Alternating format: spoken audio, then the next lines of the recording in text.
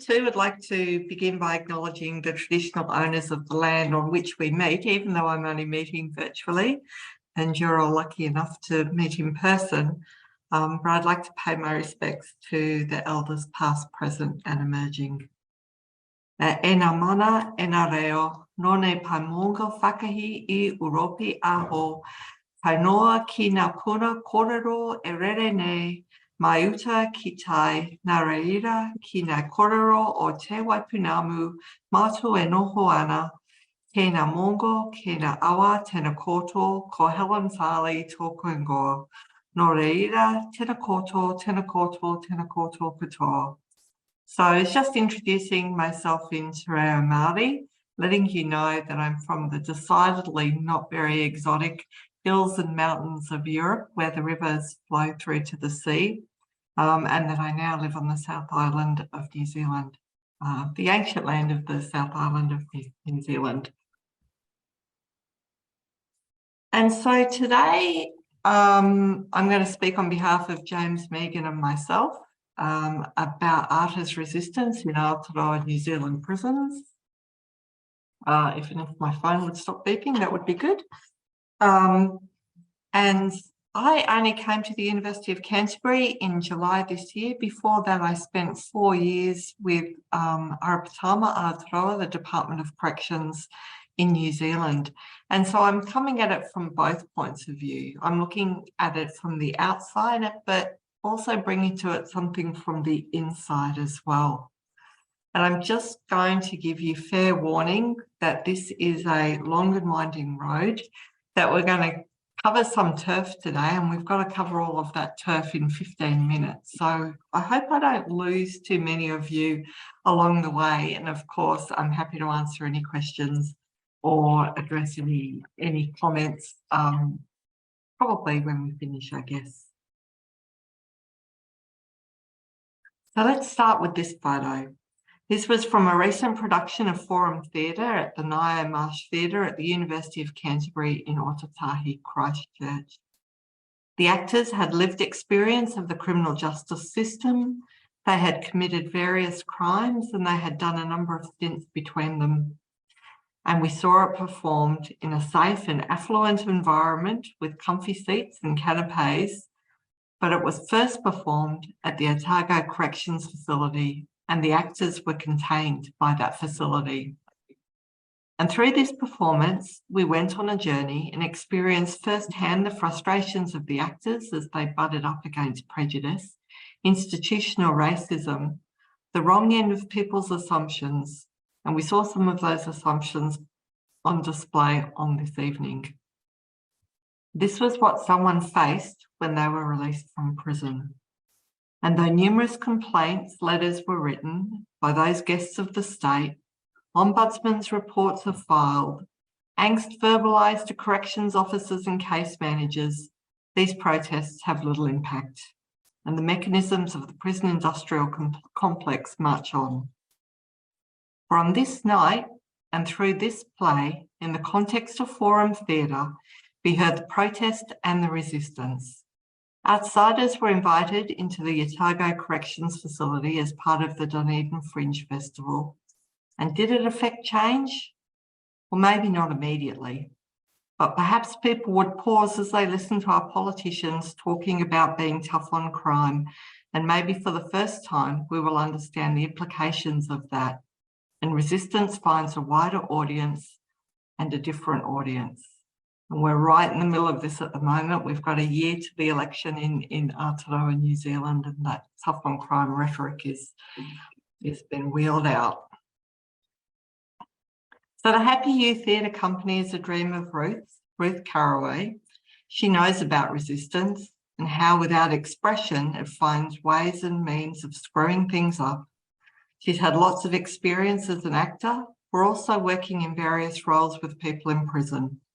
She was working with those people at OCF, and slowly an idea began to emerge. Working with people to help them become the best version of themselves in a place that doesn't encourage growth or change, or only change for the worse anyway.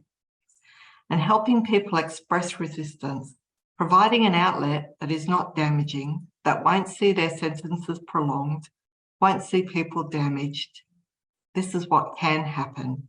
Art as resistance, this is what it could look like.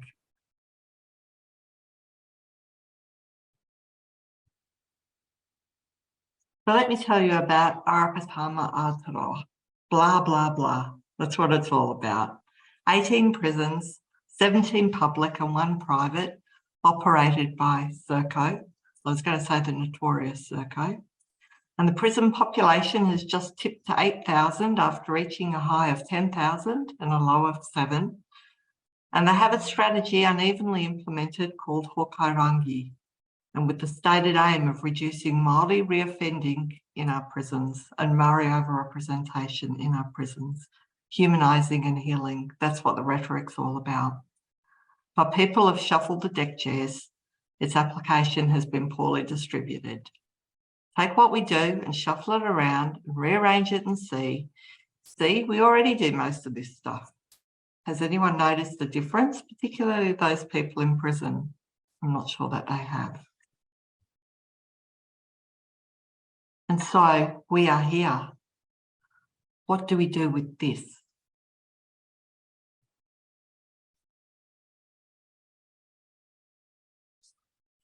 There is art, and you can wander around a site and see murals and carvings of Aotearoa.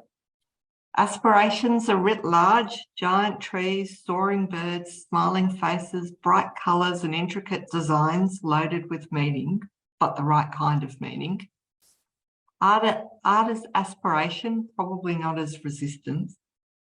And there are classes. So for example, the Learning Connection offer level 4 qualifications in creativity, where it has to compete with essential services, kitchens, laundries, grounds, and more vocationally oriented programs. And there are cultural programs, kapahaka, tikanga, and there are paid tutors or external providers contracted by corrections. And there are volunteers who recognise the healing qualities of art in whatever form it takes. But first and foremost comes security.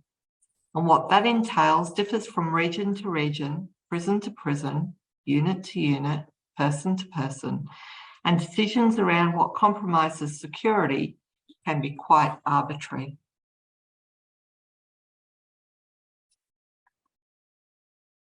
So Rujaid Morgan had a violent life, born Kaitahu or Naitahu, the iwi on Te Waipunamu, the South Island of New Zealand, and he saw his mother repeatedly beaten.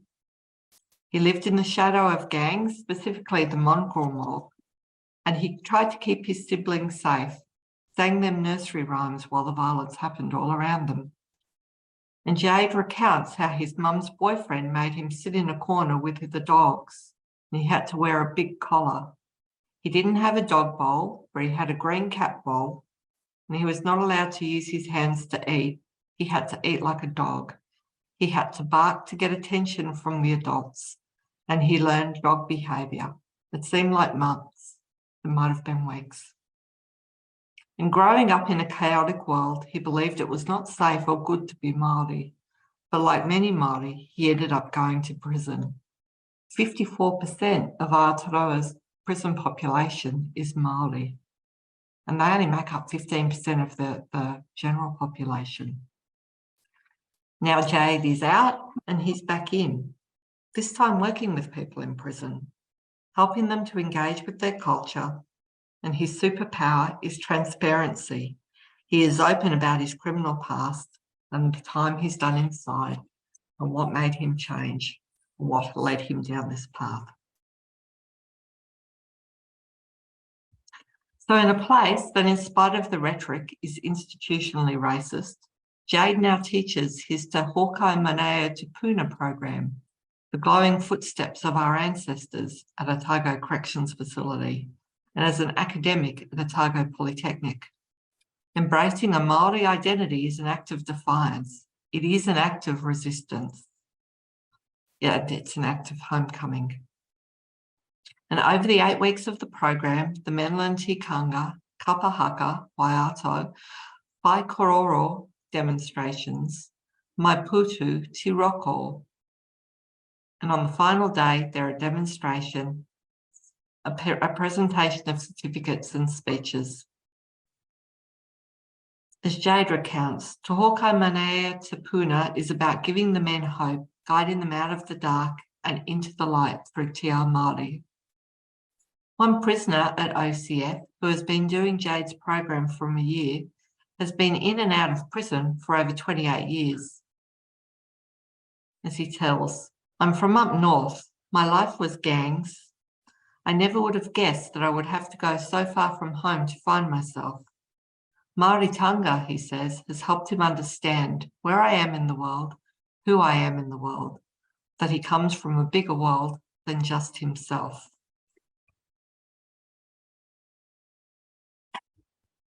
And programs like Jade's, and in fact Jade himself, is supported by Arts Access Aotearoa. Arts in Corrections advisor Chris Ulatupu is himself an artist. He also spent some time as a probation officer, so he understands the push and pull of corrections, but most importantly, the transformational and relational power of art. Arts Access Aotearoa advocates for artists and art instructors working in corrections, whether paid or volunteer. They are working with corrections to develop an arts in corrections strategy. They provide a community for artists and a forum for them to come together. They help people work through their issues with prisons and people, acting as a buffer against the harsh carceral realities. And they usually hold gala awards in Wellington, where the minister dutifully appears, pledges the support that does not always translate to practical action, and everyone goes away feeling a little bit better about themselves. Look at the good work that's been done. But the pandemic realities have meant for the last year or two, those awards didn't happen. And instead, the money has been funneled into funding for a fellowship, Ngā Toi Rangatira or Aotearoa Arts Access. Someone recently released into the community is given $10,000 and access to a mentor to help them create an exhibition or significant artwork or something similar. I was on the judging panel and it was a tough decision to make. Before we leave this page, I should say that Chris Ulatupu is on the far right of your screen, and that James and I are on the left of the screen in the picture, and the rest of the people are from corrections or they're University of Canterbury students. Our art in the time of COVID. And I wish that the cancellation of a gala dinner was the only impact of COVID. But just like that, our prisons were shut down and people locked away, and people sat in their cells 23 hours a day. And they worried about their loved ones, their tamariki and mokopuna, and everything stopped. Education, programs, visits, legal visits. And we scrambled, because I was with corrections at that time, we scrambled to keep people occupied. I wasn't allowed on site, I had to do it remotely. And what could we do? What could we do to help people and allay their fears? And we invented brain bites, little bits of stuff that could be printed off and given to people in prison, some bespoke activity books. And some prisons found people pencils and crayons and pens so that they could draw. And some prisons took out the red, the blue, the yellow and the black pencils because they were gang colours.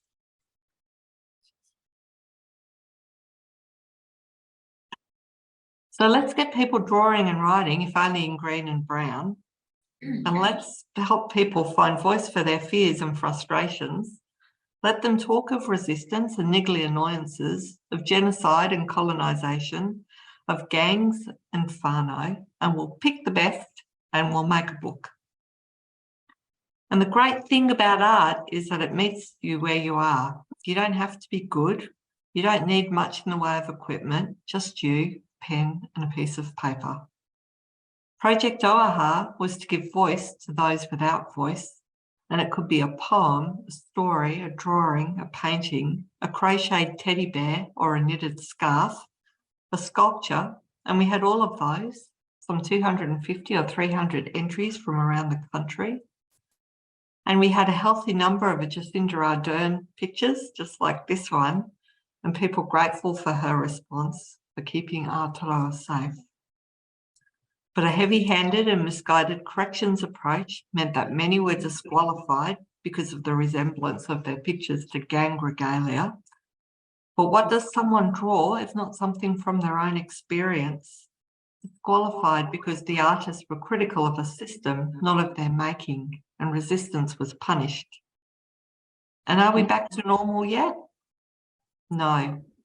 Are we in a post-pandemic world? No. Now there are staff shortages. People close to retirement decided COVID was a step too far. Full PPE was too much, too hot, not enough, not paid enough, and inflation through the roof. Art is breaking through, bits and pieces here and there, but not enough. So art is resistance, offering a space for disagreement, an outlet for angst.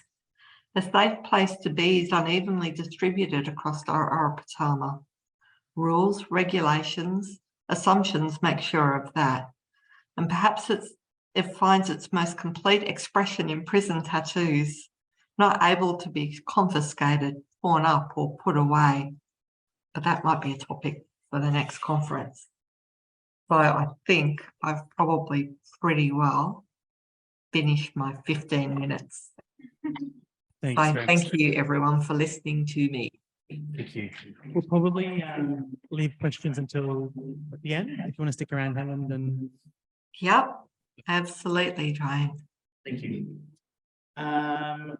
Next up, we've got Caitlin de Gluyas on her paper "Transformation Through Time: Exploring the Temporality and Liminality of a 19th Century Juvenile Convict Prison."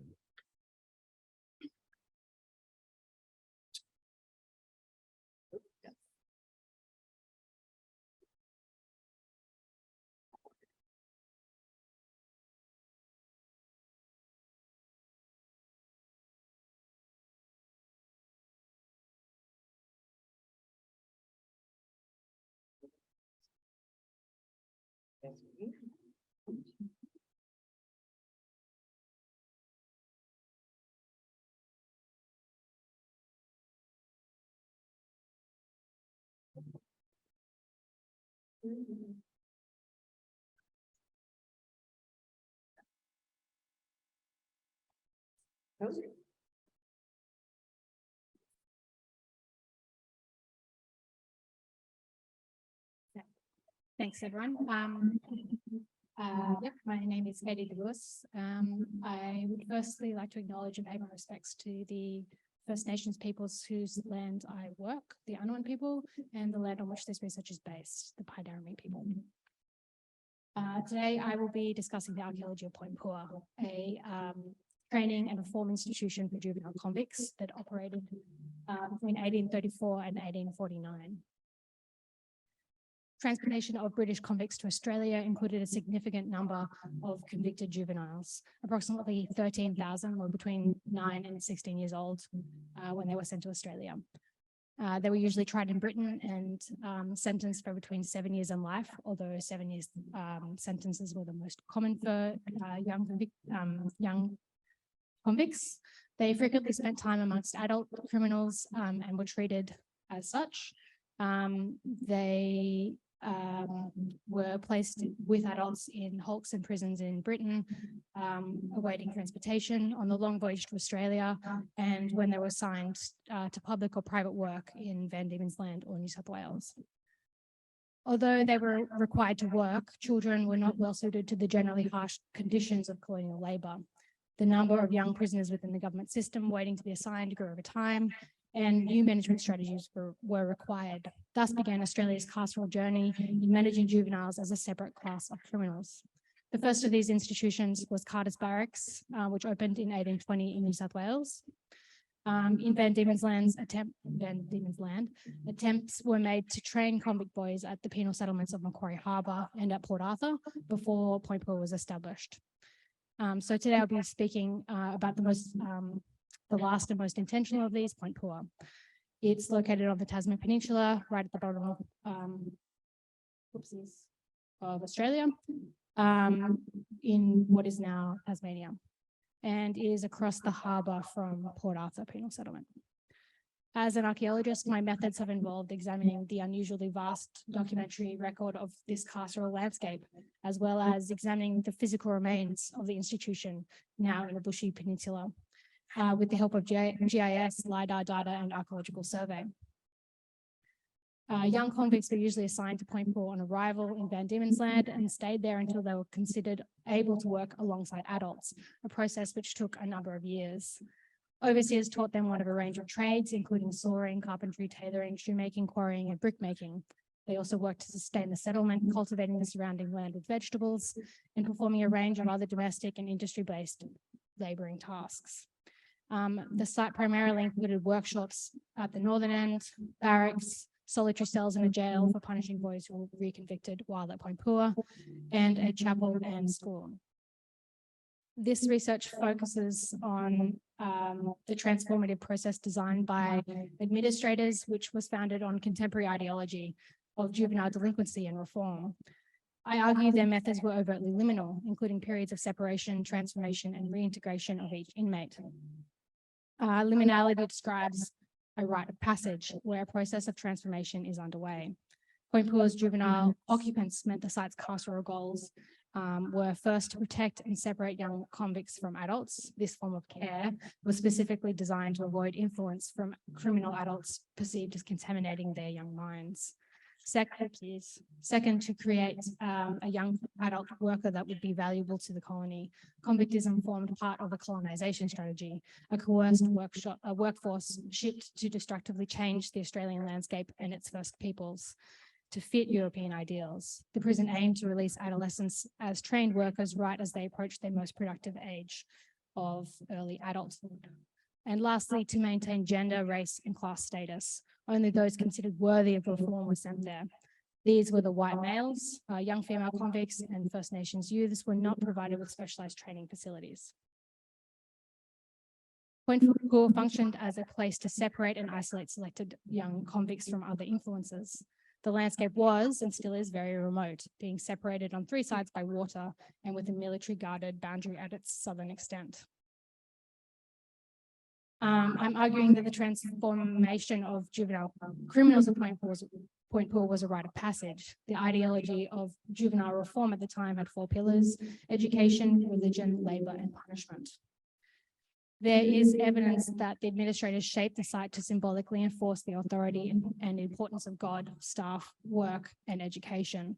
For example, the chapel and school, shown on the previous slide, was centrally located and built on high ground with a raised stone foundation to promote its visibility. The top plan here shows a view shed of the site where the red areas were visible from the muster yard in front of the boys' barracks. The lower image shows the topography of the site with the chapel on raised ground. There was a straight line connecting the muster yard past the superintendent's house to the chapel and jail superintendent. There is also archaeological evidence that the land in front of the chapel was altered to heighten its prominence by creating an artificial slope up to the side.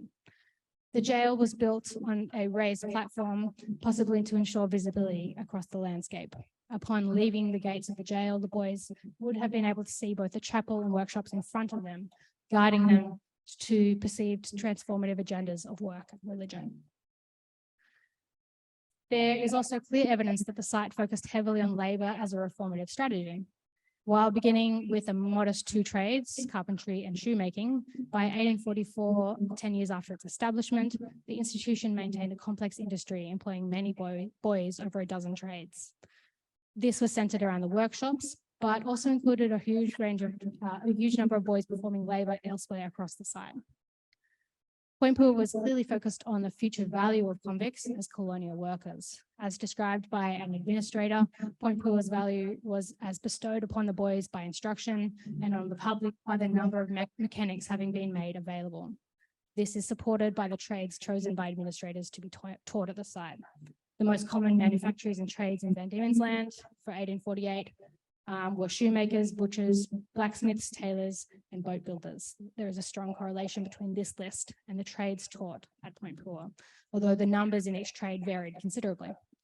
Since Point Poor targeted young convicts and their future value, it was able to avoid wider colonial carceral standards of productivity, punishment, or economic gain.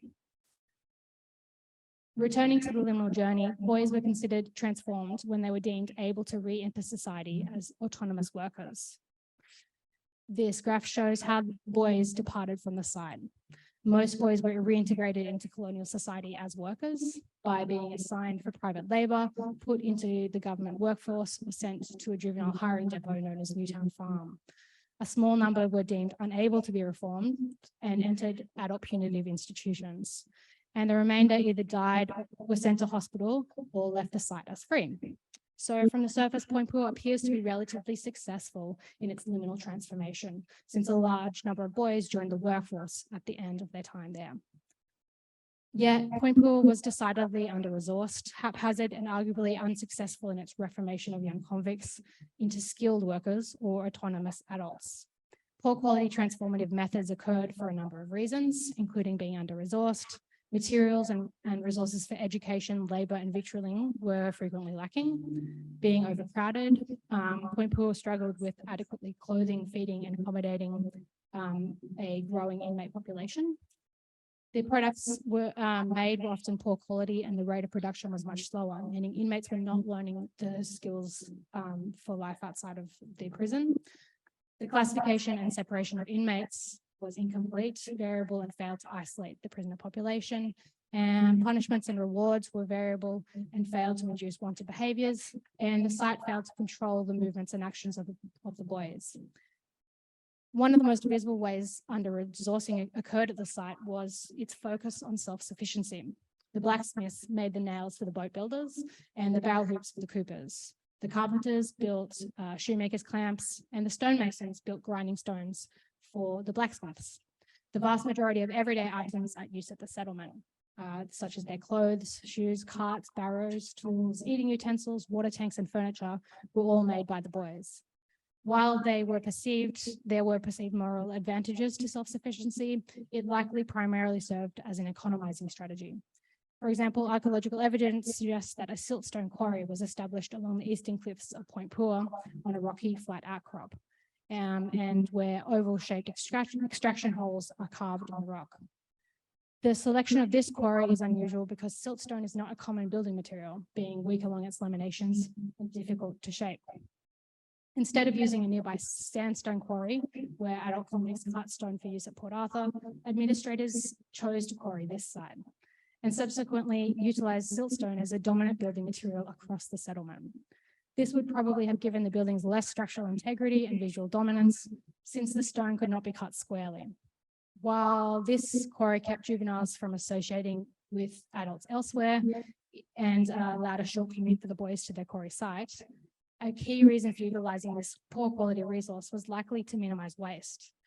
Juvenile stone cutters required materials to practice on, as shown here with the piece of sandstone in the foreground and the siltstone behind it, which was likely cut by a Point Pua boy. Utilising siltstone would have minimised the waste of the valuable sandstone resource, thus economising on training costs. Classification and separation were also poorly enacted at the site. While a rhetoric of separation was projected through the isolated peninsula, the nature of labour at the site appears to have required the movement of convicts well beyond the bounds of the settlement, including working over at Port Arthur or alongside other convicts at other work sites. Increasing inmate numbers meant that administrators struggled to adequately separate different classes of boys. A new barracks was built, but within a year it was unable to hold the entire convict population. Therefore, boys slept on the floor of the chapel, jail, and tailor's workshop. This repurposing of structures undermined the separate use of spaces and gave boys more freedoms outside of their expected reformative path. Over time, the unplanned and quickly constructed new buildings that responded to this rapid population increase created a haphazard landscape of inefficiency and crumbling infrastructure. Further, the poorly constructed buildings failed to facilitate punishment. There are records of boys escaping by digging through the jail walls, and separate cells like the telephone box-like foundations shown here were not built until 1843, and due to poor construction, were also inadequate at creating solitary confinement conditions. The boys frequently resisted their confinement and were found in with multiple boys in the one cell in the morning. I argued that the key reason for poor quality transformative methods were because inmate age and height increased naturally over time for this juvenile cohort. Time was therefore a critical factor in the transformative agenda of the prison, and that the certainty of its passing eliminated the need for standardized or successful reform methods. Administrators could just wait for the convicts to become adults, at which point they could be reintegrated. Graphing the average arrival and departure ages of Point Poor boys over time shows that this became more important over time. Boys spent longer and longer at the site and began arriving younger and leaving when they were significantly older. Administrators noted that boys believed that their getting to places depended on age and the number of years they had been at the point, rather than any expected behaviour or skills. The boys were recognising an important carceral agenda that administrators were not willing to admit. Despite a rhetoric of reform, Point Poor was a holding cell for prisoners awaiting adulthood. Further, the adolescent occupants could resist or comply with the liminal environment forced upon them, but had no choice in the temporal changes that made them into adults. It's an oversimplification to describe Point Poor as inmates as being separated as children, but reintegrated as adults. Observers would likely have been able to define both youthful and adult qualities in all of the occupants, regardless of their progress through liminality. Yet their juvenility that changed with the passing of time defined the place and its agenda. I hope that I've shown that Point Poor was clearly a place of contradictions. It focused on future value and the creation of colonial workers through upskilling and moral improvement, yet released convicts regardless of their skills and behaviour. When they were no longer adolescent. Administrators created a liminal landscape that immersed juvenile convicts in symbolic and physical spaces of reform, but apparently couldn't justify the costs of necessary infrastructure or care, and failed to entirely separate the inmates for their transformative journey. The archaeology facilitates an examination not of how the place was curated by official records, but of the messy and contradictory inner workings of a place built from the ground up. Thank you.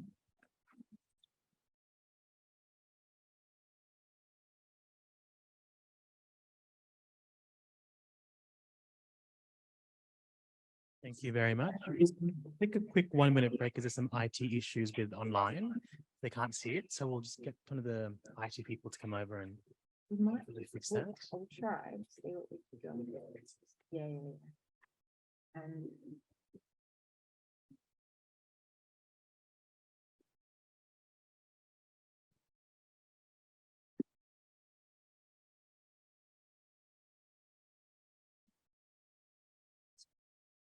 yep.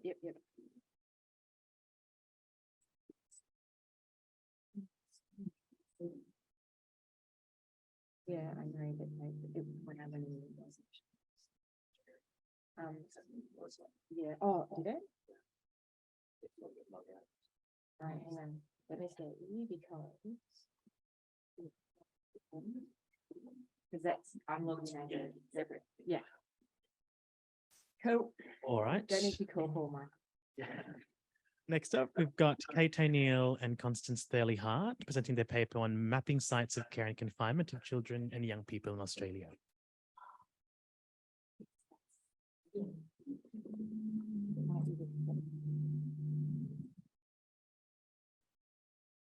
Yeah, do you know what? It's that setting. Yeah. Okay. Yeah. Do you have one? Yeah. Good. Okay.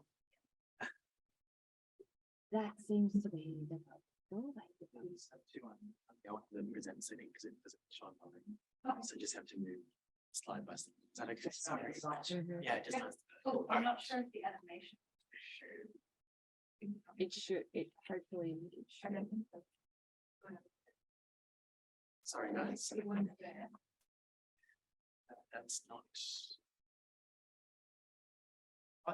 Is it there? Yeah, it's here. Okay, if that presentation view doesn't translate. Like look. We can move on until I was like, there's a lot of messages on there. I better check that. Thank you. We would like to start by acknowledging the Wurundjeri people of the Kulin Nation, the traditional custodians of the land, and we would like to pay our respects to elders past and present, and we'd like to extend that respect to any First Nations people here today. We'd also like to give a warning that our paper is going to contain mentions of physical, emotional, and sexual abuse of children. So this paper presents aspects of our work as part of the Find and Connect web resource project team, which is based here in the Faculty of Arts at the University of Melbourne. We're going to be talking about how all children's institutions were spaces of confinement and control, whether they were orphanages, supposedly for the care and neglect of children, or dedicated carceral spaces like reformatories or training centres. We're going to use data from the Find and Connect website to discuss the carceral features of all children's homes in Australia.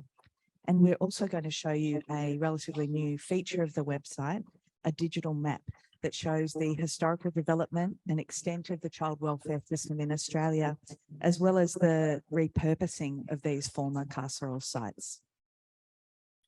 Thanks, Connie. So the Find and Connect web resource has been funded by the Australian government since 2010 to provide online information about Australia's history of institutions for children and young people, dating back to 1795. The Find and Connect project is part of the Australian government's ongoing response to the needs of care leavers, people who grew up in orphanages, children's homes, missions, reformatories, foster care, and other forms of out-of-home care. Following the national apology in 2009 to forgotten Australians and former child migrants in the Parliament of Australia for the deprivations and abuse that they endured as children. The Find and Connect website documents the history of these spaces of care and control, and it contains around 2,000 entries about these institutions. In the 2014 book, Silent System, Ashton and Wilson wrote about the peculiarly close relationship between children's homes and prisons. They described Australia's child welfare system as a regime of mass institutionalisation, which was sanctioned by legislation and administered by either the state or by non-government bodies such as churches and welfare groups. All of these institutions for children were carceral spaces. These places of confinement include institutions that were explicitly established for the punishment and reformation of offenders, such as reformatories, juvenile justice centres or training centres. However, the homes which were ostensibly for the care rather than the punishment of unfortunate children, such as orphanages, asylums, missions, and children's homes, were also places where children and young people were subject to systems of control, harsh punishments, manual labour, and sexual, physical, and emotional abuse. Quoting Ashton and Wilson again, children's homes qualify unequivocally as total institutions.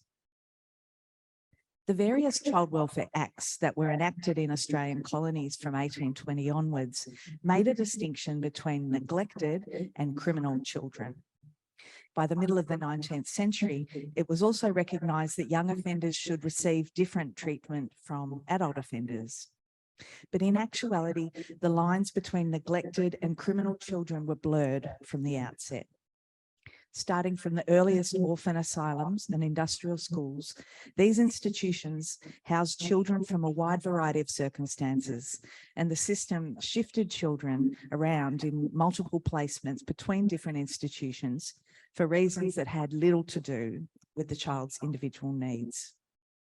Children in orphanages or foster care whose behaviour did not meet standards were also threatened with transfer to the carceral institutions, some of which had notorious reputations. Despite the existence of these dedicated institutions for young offenders, it was not uncommon for children and young people to be placed in jails alongside adult offenders. And as we know, placing young people in adult institutions is not a practice confined to history, as we've seen most recently in Australia with the group of juvenile detainees being moved from Western Australia's Banksia Hill Detention Centre to the Casuarina Adult Prison. Just as Aboriginal and Torres Strait Islander children were and still are disproportionately overrepresented in the child welfare system, care leavers are overrepresented in the adult prison populations in Australia.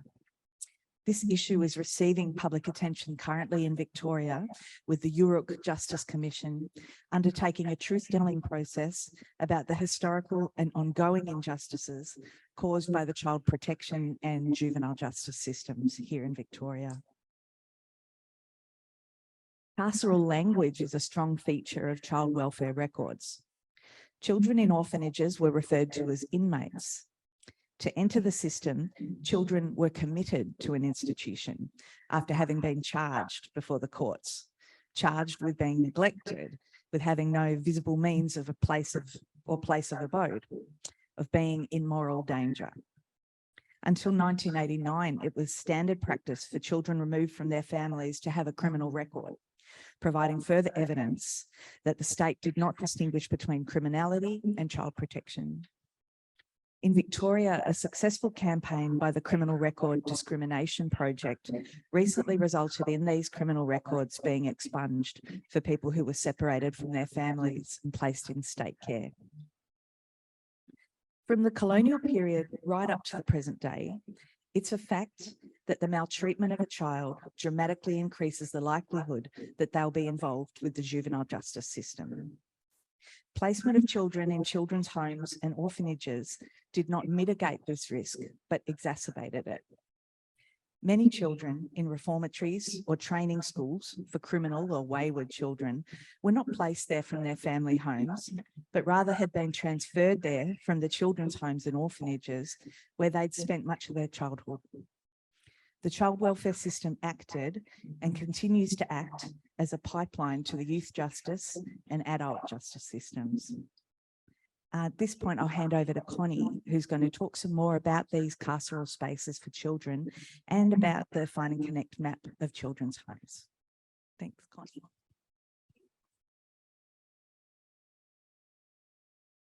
Children's homes were run like prisons. These are the words of David Forbes, a former resident of Royalston, a reception centre in New South Wales for children from the age of 6. For many children in the system, Royalston was their first experience of institutional care in New South Wales. David described a system where children were rarely called by their names, strict rules and regimentation were enforced, and punishment for breaking these rules included being shut in a cupboard, hit across the head, or missing meals, and the treatment of children was highly dependent on the moods of the staff on duty that day. The use of children's homes as sites of punishment, servitude, and abuse was common regardless of when the home operated or who ran it, governments, churches, private organisations, or individuals. The Find and Connect web resource contains numerous accounts from care leavers that demonstrate the carceral nature of homes that were supposedly for the care and nurturing of children. Behind the walls of the stately homes and rural farms that were the sites of many orphanages and children's homes, the residents experienced daily life in an atmosphere of real harshness and fear.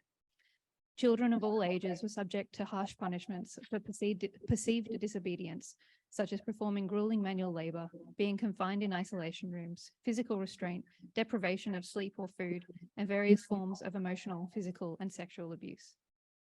Impersonalisation was common, with staff only referring to children by their surname or a number, enforcing silence, shaving children's heads, and confiscating personal belongings. Children were isolated from their families, friends, culture, and communities. Parents were often prohibited from visiting, and letters written to children were seldom passed on. The Find and Connect website provides numerous examples of the carceral nature of all kinds of children's institutions, regardless of whether they were categorised as for juvenile offenders or for neglected children. In testimonies, oral histories, and memoirs, care leavers have articulated the legacy of these childhood experiences of incarceration. To achieve justice and redress, care leavers need access to historical information and the records that survive from their time in care. The Find and Connect web resource exists to help them with this search. The Find and Connect map of children's homes is a relatively recent addition to the website that seeks to assist care leavers in identifying the homes that they spent time in as children, which is crucial information for anyone seeking access to their records. Pinpointing the home or homes where a person lived as a child can be a complicated process. Children were often moved from place to place and may not have stayed in one place long enough to remember precise details of what it was called or who ran it. Others were babies when they first entered the child welfare system. Others may not remember details as a result of complex trauma.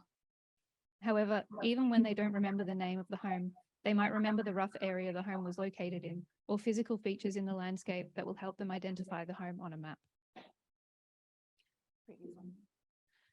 On the slide, you can see a visualization of 200 years of child welfare in Australia, showing. Sorry. Do I put the visualization on this one? This is a view you get when you first open the map, with each dot representing the location of an institution. And although at this zoomed out level, a lot of the detail is lost, you can still get a clear sense of the sheer scale of the child welfare system. Users can narrow down the results by using the search bar to search by suburb or by the name of the home if they know it. And they can use the timeline to filter the results to show only the homes that were open during the period that they were in care.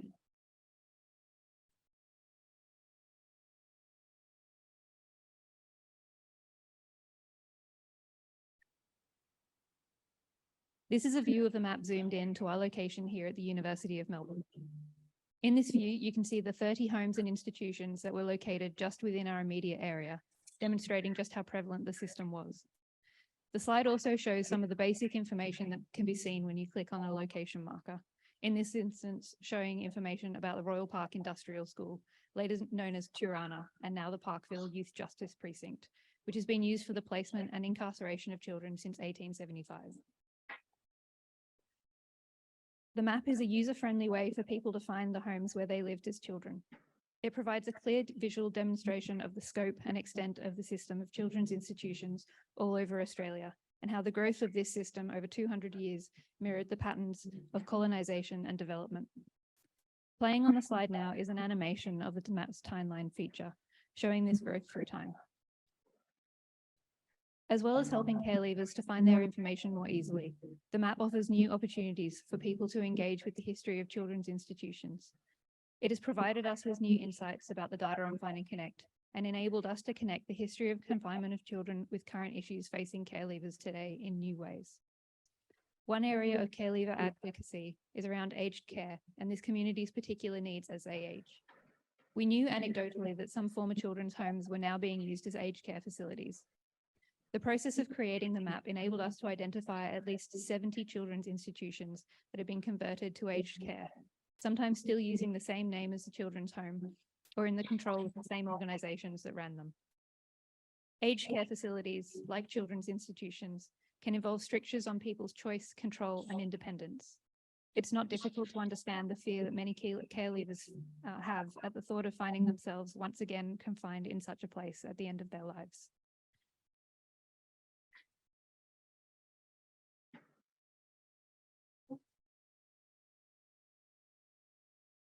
Okay, so just a few thoughts for us to conclude.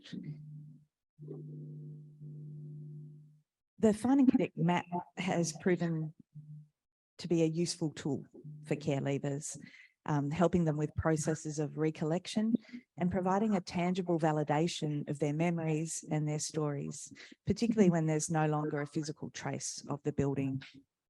The map can be seen as one way of representing and commemorating the difficult heritage of these former sites of children's incarceration.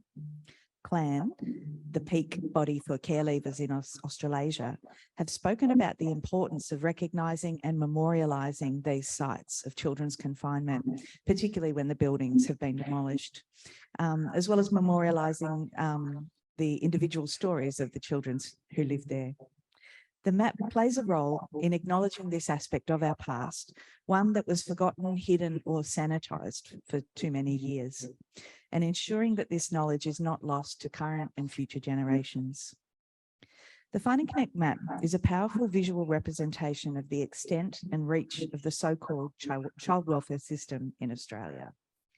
The map depicts the geography of this vast archipelago of institutions and shows that sites of the control and incarceration of children were a visible part of the landscape of nearly every locality across the nation. As a public history project, the Find and Connect web resort resource helps to shape the ways Australians understand their past, and it offers new insights into how the past continues to shape the present. Policymakers need to be aware of this history and the profound intergenerational impact of being institutionalised as a child. Aged care provides a clear example of how past traumas from this carceral system are triggered in the present and the consequences for care leavers as the community ages. The overrepresentation of care leavers in the adult prison system provides another demonstration. The traumatic history of children's institutions is still with us today. And for the children and young people who are drawn into the system today, the lines between caring and confinement remain blurred. Thank you.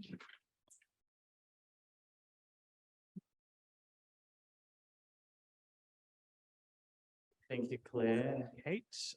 We'll have a brief Q&A now. We've actually got a good half an hour for a Q&A because there's only 3 papers in this session.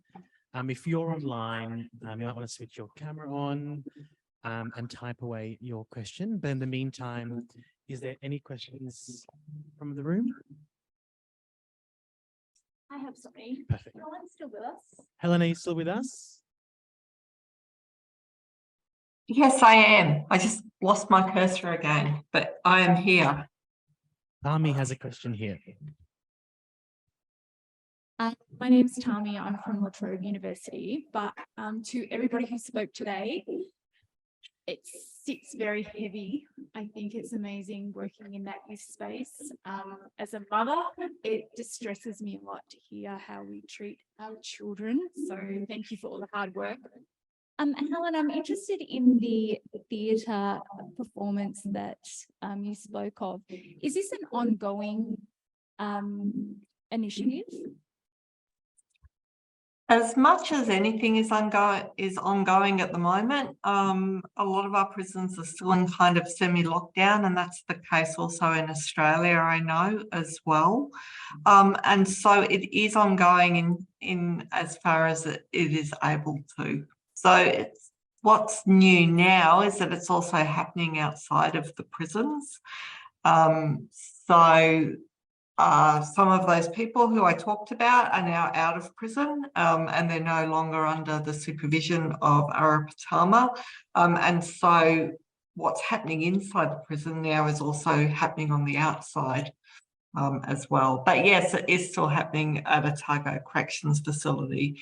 Unfortunately, that's the only prison out of the 18 where that does happen.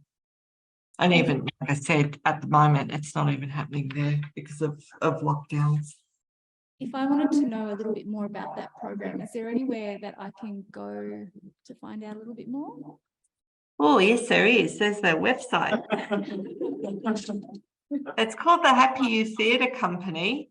And if you Google that, you should be able to find them easily enough. I can put the website, I can put the address, if I can keep hold of my cursor. I'm working across 3 screens. I'll put the address into the chat. Lovely. Thanks, Helen. No worries. Any other sort of thoughts, questions? Yes, this way. My question is for Kate and Connie. I wonder if you can talk a bit more about the links between sites of former children's homes that have become aged care facilities, because you mentioned that was something that seemed to be happening at quite a large scale.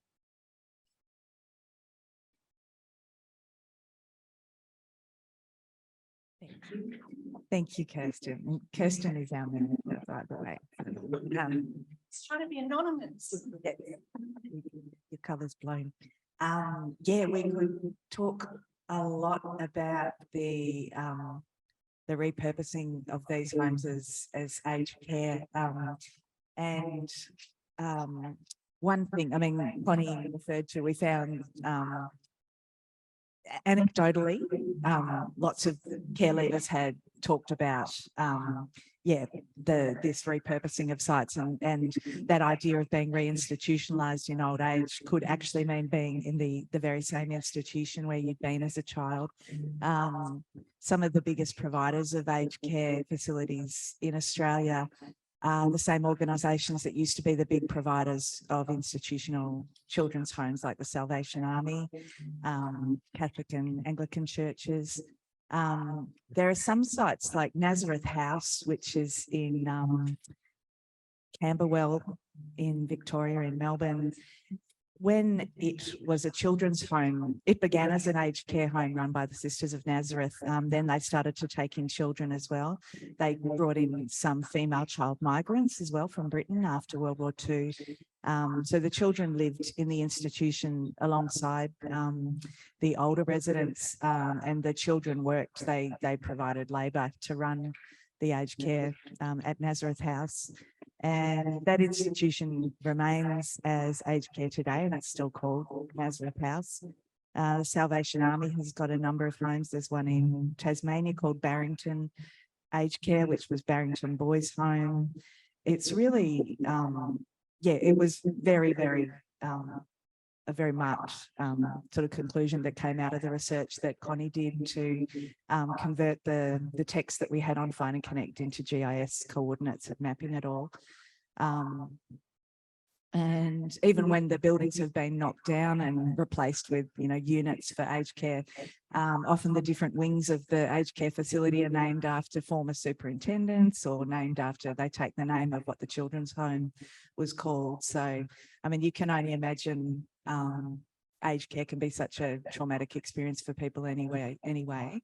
But for care leavers, it's a huge issue, and the Aged Care Act actually now recognises care leavers as a special group with their own special needs, alongside Indigenous people, members of the LGBT community, and they're trying to train staff so that they can provide more sensitive care to people who've had institutionalisation in their childhood. Nothing to add. Thank you, Kirsten. I think my question's also for Connie and Kate. So I think I work on prison abolition, and I think one of the questions that abolitionists get a lot is what about the most egregious cases? What about people who abuse children? Shouldn't they go to prison? And I was wondering if you two could speak to kind of what we often say, which is, well, like, institutions like care homes, like prisons, are sites of abuse and often places where abuse begins and stems from. And I was wondering sort of how, maybe if you would like to speak a bit to how we deal with kind of like abolitionist perspectives and child sexual abuse in your work.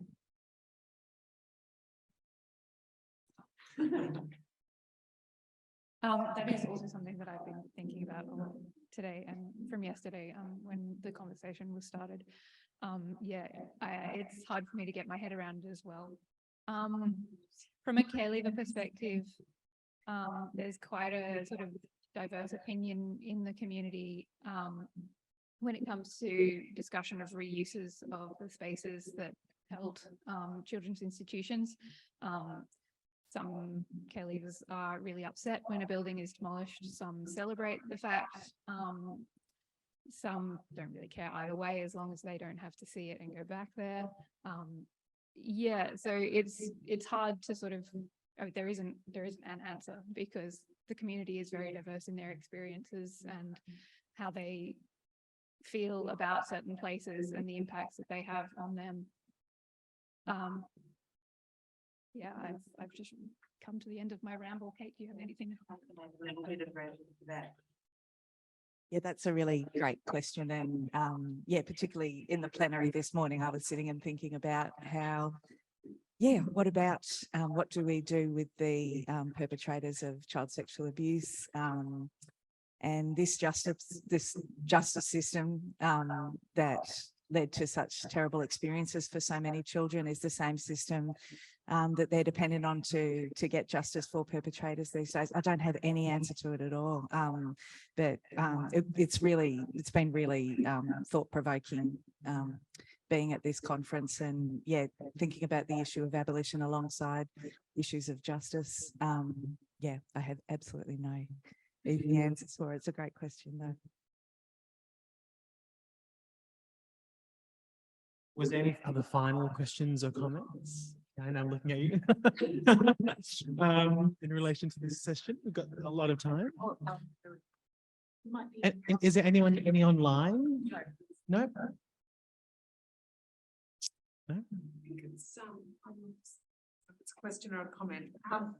I'm thinking of it as I'm talking.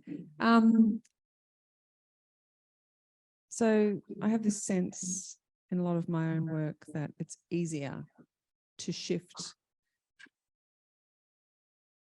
public conceptions of, us and them, the other, when we're dealing with children. Kind of just, intuitive. That by the time we're adults, we're old enough and ugly enough to look after ourselves and no one cares. You just, there's no compassion anymore. But with children, we expect communities to care for children and to be disturbed by the harm that we cause to children. Yet hearing these stories, you just realize that's a myth. We still we still throw children away. Has anything changed? That's my question.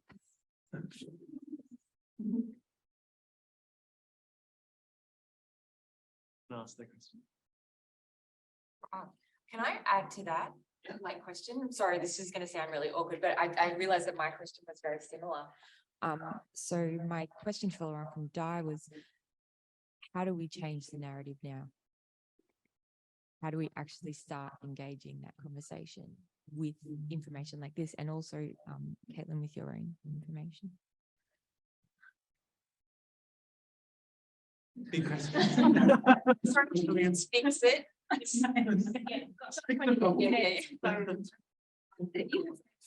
No, I don't. I'll take the microphone as long as you're not expecting like an answer that makes any sense at all. I mean, there are some. What was really obvious in listening to Katie's paper is just how little things have changed, and it can be very depressing studying the history of this system. And it's a lot like who was talking about shifting deck chairs on the Titanic, all the various legislation that's been passed dating right back to the start. It's pretty much the same thing, but they just put different labels on it. And yeah, they have new names for these facilities now. There are some great campaigns. I mean, I think like a lot of things, it's really important to listen to people with lived experience. There are some organisations that help young people in the care system today. They give them mentoring and teach them how to be facilitators and go out and educate people working, people being trained as child protection workers now. So the organisation is called the Create Foundation, and they're in every state and territory.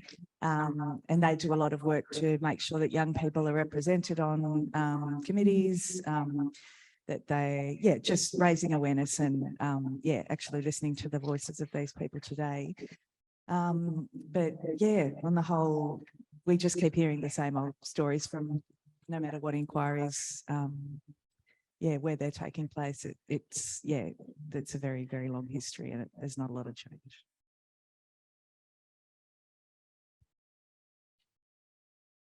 I think this is more of a comment, but in terms of sort of addressing the question of how things change and what people are doing now, I think there's an organisation called Healing Justice London, which does a lot of survivor work as part of their kind of more broad work for improving public health for people who face everybody, but primarily people who face multiple marginalizations.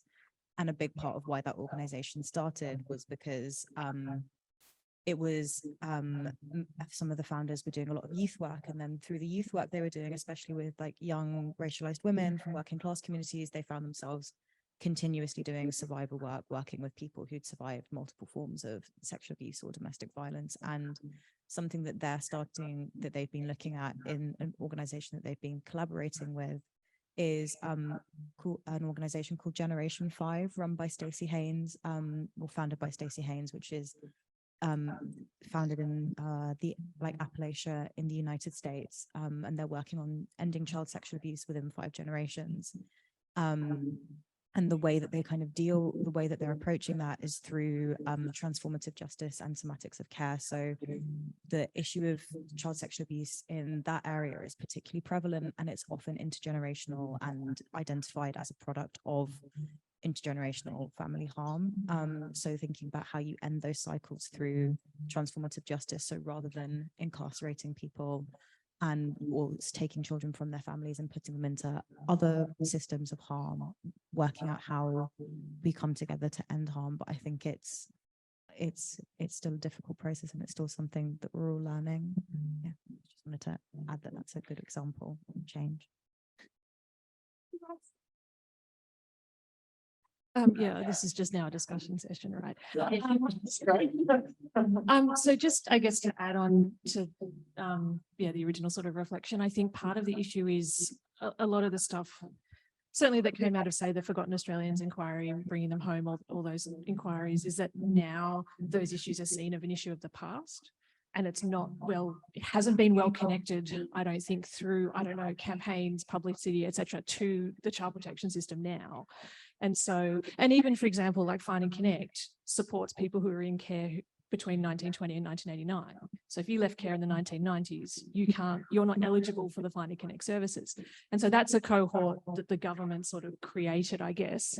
And that came out of the inquiries, and there's good reasons why 1989 was chosen, but it kind of means those issues, I don't think, are linked well to current child protection issues. And we're seeing some of that coming out at the moment through Yuruk and the people who are giving testimony at the moment about the current child protection system. But yeah, I think that continuity of, the same legislation, essentially the same places, the same practices, is not recognised as well as it could be.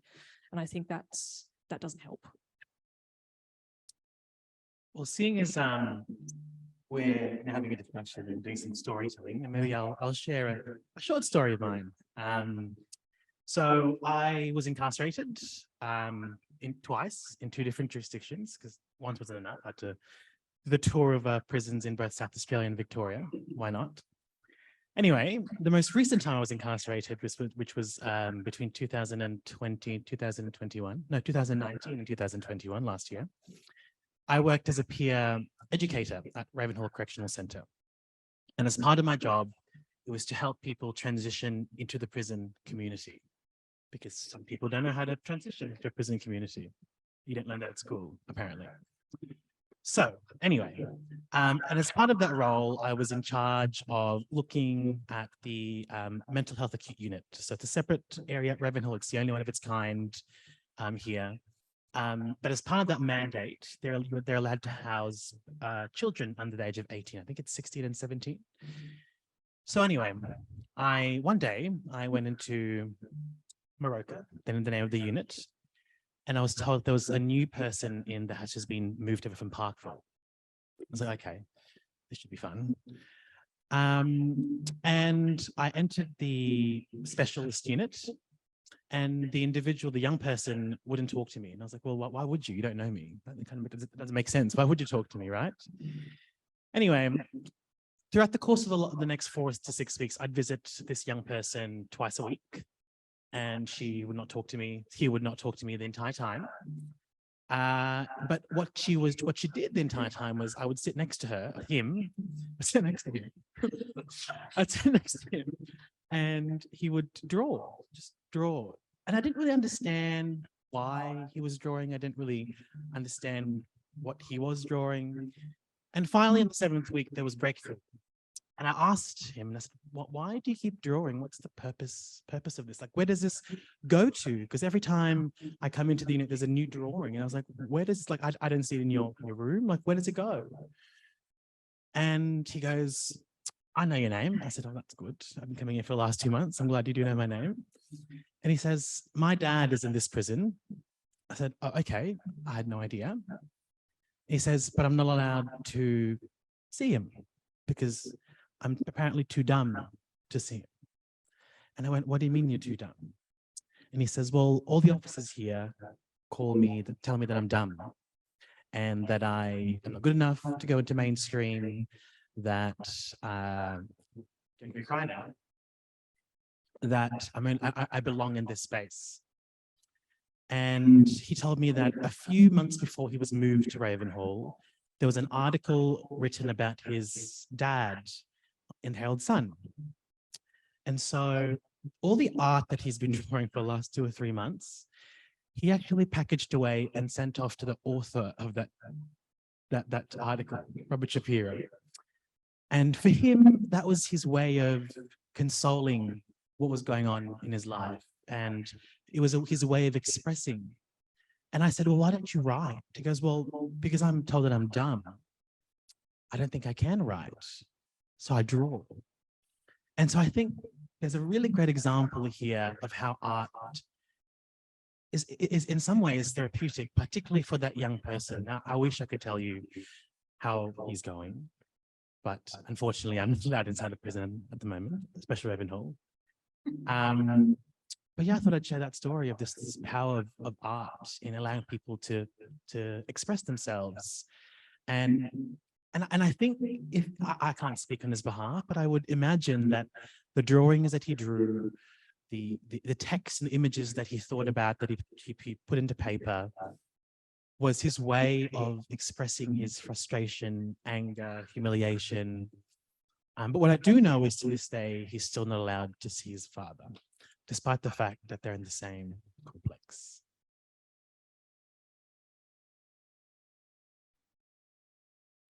Sorry, just chiming in from cyberspace. I think that's a really powerful story, Dwayne, and I think you've really hit the nail on the head. Art meets people where they are, no matter, no matter where they are, what they're doing, where they come from. It requires so little. And it's sometimes the only recourse available to people. Yeah, totally. Says any other Just on that story, could he, online? Yeah. just going off that story, did that young person have visits with other family? Could he have visits with that unit? Yeah. So in the specialist unit, they are allowed visits, but so Ravenhall is a medium security prison, but this particular part of Ravenhall was deemed a high security prison, because it's a specialist unit and there are certain needs and requirements. So which meant that the young person who, at the time when I started, he had a birthday between the 2 months, 3 months, and he didn't talk to me. He basically turned 18 years old. So when he moved to Morocco, he is only allowed the suit jacket visits. I don't know what the suit jacket visits are. So in a high security prison, you've got to wear this incredibly uncomfortable suit jacket, and at the back of their shirt, they put a tie on. Now, bearing in mind that all of their sizes are way too small and men have private parts in there. So when you put this suit jacket on, it's incredibly uncomfortable. And everyone in a high security facility gets strip searched on the way in the way back to the unit, including this young person, even though he was still at a period of time still a juvenile. Yeah. So Ravenhall's gazetted that unit is gazetted to have. Correct. Yeah, not children, only if they'll turn 18 into the course of their sentence. But it's very rare. I think that's the only case I came across. Children have been sent to Port Phillip. Yeah. I mean, the unit is marketed as having sort of a psychiatrist, psychologist, mental health nurses, and I'm not saying at all that they don't do their job properly, but indeed, I think the fact that this young person reflected his time in prison in such a way is kind of damning of the services that were available or that are available still in that prison. And you kind of wonder, well, what's missing? Like, why? Yeah. I think hearing that anecdote, and thinking about sort of children going into care, thinking about a lot the criminalization of youth and of childhood. And I think speaking from the context that I'm in, which is in the United Kingdom, there is this continuously violent criminalization, particularly of racialized children in Britain and I think the two largest strands that you can think of for that are PREVENT, which is the institutional surveillance of Muslim people, primarily Muslim people in Britain, though it's deemed supposedly for anyone at risk of radicalization. So they often say it's to monitor people who are also at risk of joining the far right, but proportionally Muslim people, particularly working class Muslim people from Bengali and Pakistani communities, are massively overrepresented in PREVENT referrals. And then you also have the gangs matrix, which is essentially a system of monitoring people who are deemed at risk of or considered that they may be a member of a gang, which puts the information of anyone who's arrested or stopped and searched into this massive computer matrix, which has resulted in multiple extrajudicial killings of people in Britain by the police on suspicion of being a member of a gang when they're walking down a street, driving in a car, doing nothing wrong. Not that anyone should be killed by the police, even if they are doing something wrong. But within that, I'm sort of thinking about how in the United Kingdom recently in Manchester, 10 young men were sent to prison, some for up to, I think, 9-year sentences for a group chat for discussing wanting to harm other boys after one of their friends was murdered. And some of them, did nothing more than be in this group chat. And I think continuously throughout history, we see young people who are racialized, working class, criminalized just for being young in the wrong place, being a vagrant, not being I think often children are thought of unproductive members of society, and the only thing that makes you useful as a child is the potential to become a productive adult. And so when you're no longer within that position of productivity and normativity, you're instantly expelled and often at risk of being placed in these secure institutions. I was just putting that out there for further discussion. Thank you for that. Was there any other? Sorry, I thought them just kill the vibe in the room. I thought it was really, really topical to share that story. Particularly, we talk about young people in carceral spaces and art and cultural ways of resistance. Actually, there was a quote that the commissioner here in Corrections Victoria recently shared, which I thought was kind of funny. Anyway, the quote was that she said that my hope for the corrections here in Victoria is for the courts to dish out the punishment, but for people to come to prison and to become good neighbours, which I thought was really interesting. I mean, she borrowed that off the corrections model in Norway. That's what they say, at the end of graduation. But I think we're very far from that, and especially in the youth justice space, and young people entering carceral spaces that are made for adults. And I think one of the sort of final reflection before we go off to afternoon tea is that I'm sure corrections all over the world has policies on this, preventing young people from going to prisons. But I think we can all agree, working in the space, writing in the space, experiencing the space, that oftentimes those policies are more like guidelines rather than legal papers, and they are sometimes broken. And I think that's something we should reflect upon when we think about this idea of abolitionism. And I'll leave it there for now. Was there anything else anyone would do? Thank you very much, everybody. Thank you very much for those online. Have a good afternoon.